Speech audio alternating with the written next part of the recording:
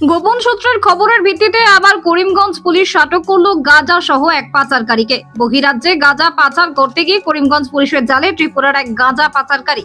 জানা যায় সুনীল সরকার নামের ওই পাচারকারী নিউ করিমগঞ্জ স্টেশনে ট্রেন থেকে নেমে অটো রিকশাতে করে করিমগঞ্জ এএসটিসি বাস স্ট্যান্ডে যাওয়ার পথে সেনকো পেট্রোল পাম্পের সামনে আসার পর পুলিশ তাকে আটক করে তল্লাশি চালিয়ে সুনীল সরকার নামের ওই পাচারকারীর ব্যাগ থেকে 6টি প্যাকেটে প্রায় 6.5 কেজি পরিমাণ গাঁজা উদ্ধার করেছে পুলিশ। পরে পুলিশ ধৃত পাচারকারীকে করিমগঞ্জ সদর থানায় নিয়ে টানা জিজ্ঞাসাবাদ চালিয়ে যাচ্ছে বলে জানা গেছে।